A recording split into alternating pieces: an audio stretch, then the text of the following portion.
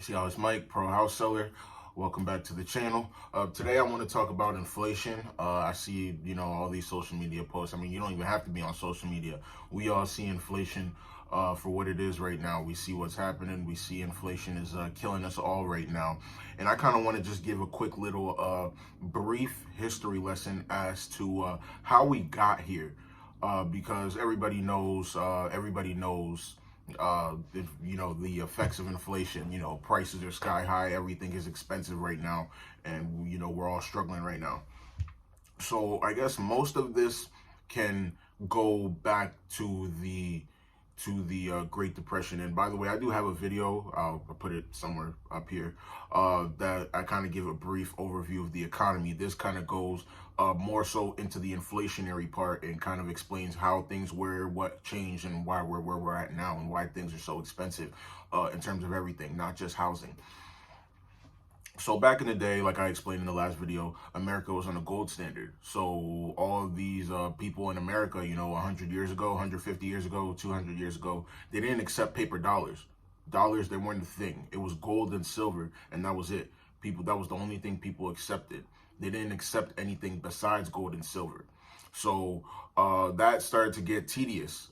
That started to get annoying. People didn't want to carry gold and silver. They didn't want to have a huge amount of gold and silver just in their house because they were susceptible to getting robbed potentially. So banks started to come about. They say, you know what? Let me hold your gold. Let me hold your gold. I'll pay you interest, and we'll monitor your gold with care because we'll only loan it out to people that can afford to pay. So that started to go on, and with that, they said, here's X amount of notes. So if you have $100 worth of gold and you give that to the bank to hold it for you, they'll give you $100 worth of notes, which in turn became dollars, and they would give you interest on that. So there was plenty of reasons why that was favorable to the consumer. Your gold was held by a counterparty that everybody found somewhat credible, and from that on as well, you were less likely to get robbed. You didn't have to worry about getting robbed. You also didn't have to worry about getting scammed, which I guess ties into getting robbed. And also, you also didn't have to worry about being picky and choosy who to lend it out to. So everybody had the same counterparty risk.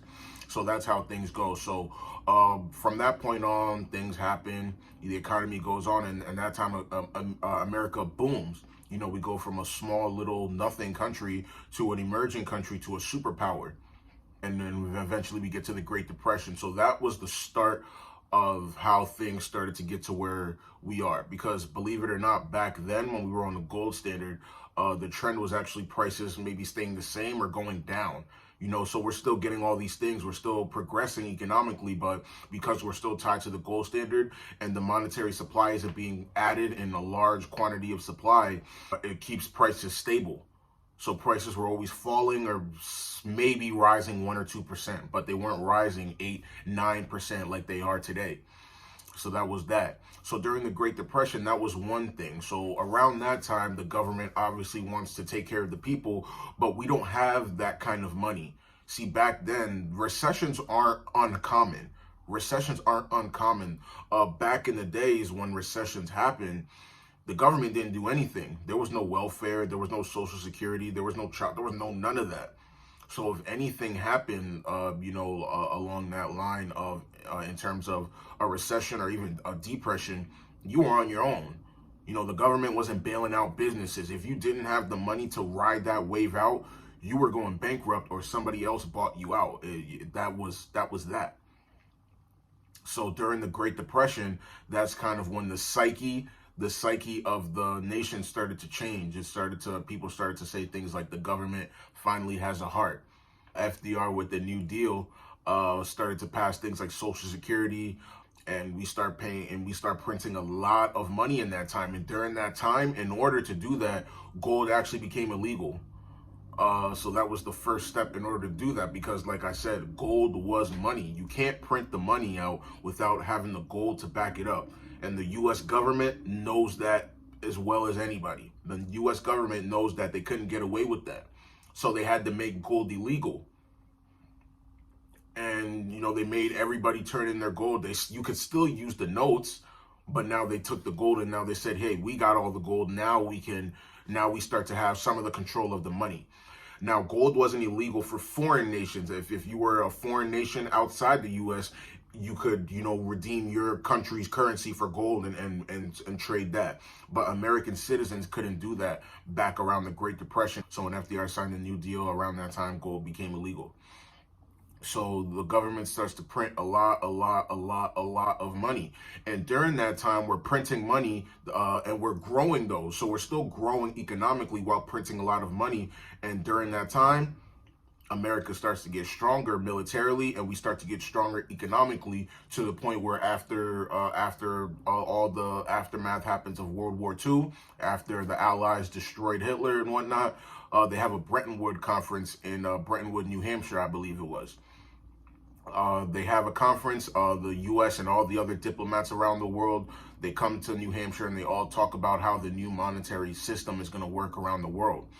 At that point, everybody, America included, everybody acknowledges that America is the top dog, and America says, hey, everybody's still on the gold standard at that particular time. America says, hey, why keep your gold and sitting in your coffers and let it catch dust, and you're not going to get any interest on it?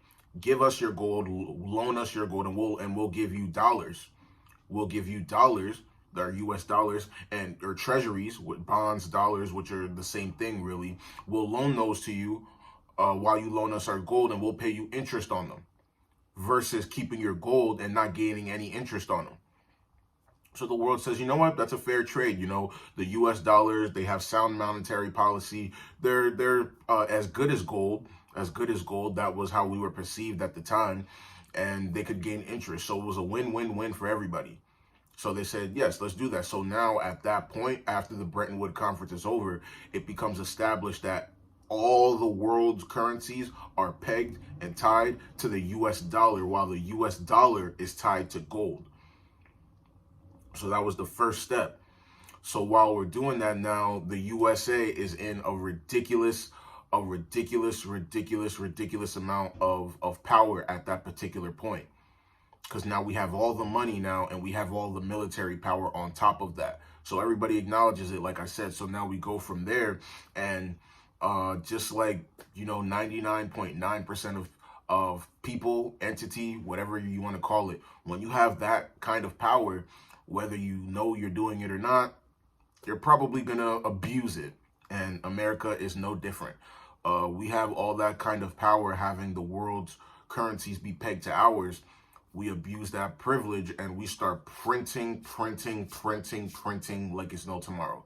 We're spending all this money. We're, funding space races. We even had that Korean War and whatnot, Vietnam War, all those things. We're funding wars. We're funding space races. We're having Cold Wars. We're funding all these things.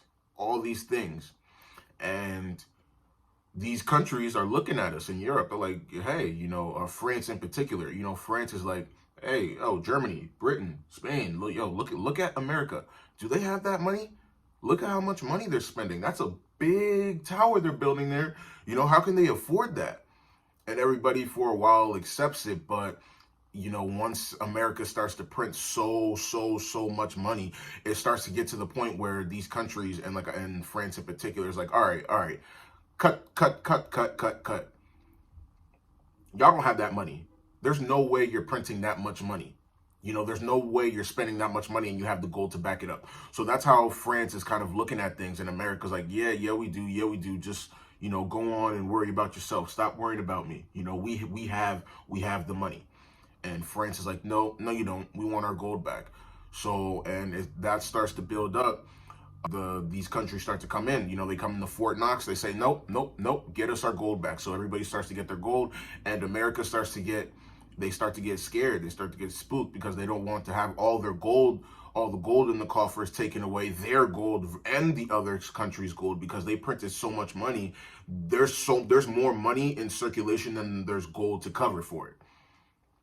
So if everybody comes and gets their gold back, they probably won't even be able to pay back the gold they borrowed plus the interest. So that's a huge credit monetary crisis potentially, and the U.S. didn't want to get into that. So the U.S. president at the time, Richard Nixon, temporarily took the U.S. dollar off the gold standard in August of 1971. He temporarily took the dollar off the gold standard, so that went a step further. So when gold was illegal, I don't remember exactly when it was, but gold was illegal around the New Deal and a little bit after. So I believe even at that time, gold was illegal, if I'm correct. Around 1971, I believe gold was still illegal even at that time. But when he took gold off the or US off the gold standard, that became now nothing is redeemable with this US dollar. Before, it was only American citizens that couldn't redeem. Now the foreign countries can't redeem. So now nobody can redeem. So now you have these dollars. So now the US dollar is now not backed by gold. It's not backed by anything. Now it's backed by the US government's word. They say, hey, we have these dollars in circulation. We'll pay you guys back. You can still borrow treasuries from us. We're not going to give you our gold. We're not going to give you any gold, but we're going to pay you. Just trust us. So being in that situation, countries, they kind of accepted it to some extent because, America still at the time was the largest economy in the world, largest creditor nation in the world. Our economy was miles away and had miles growth potential versus everybody else. And again, we had the military powers, we had the guns to back it up if somebody wanted to step. So that's kind of how things went. So we are still printing money. And like I explained in the last video, when you're printing money, but you're not making stuff, prices go up because the stuff or the money is now going to the limited amount of stuff. So the prices have to go up. So the things in and of itself are not becoming valuable. The dollars are just becoming less valuable. That's why you hear all these stories, grannies and people, they talk about how things in the store only cost, they could go into a grocery store with 20 bucks and come out with a full shopping cart. Now you can't even go into the store with a full shopping cart with anything less than 200 bucks. That's inflation. So that's not the groceries in and of themselves getting more expensive. That's just the dollar becoming less and less valuable. Because if things are more readily available, they become less valuable. So that was what was happening with the dollar.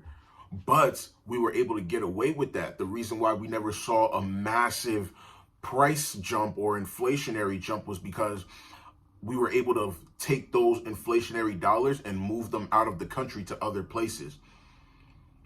So that's why it was okay. You see, Zimbabwe is another country, that printed a ridiculous amount of money.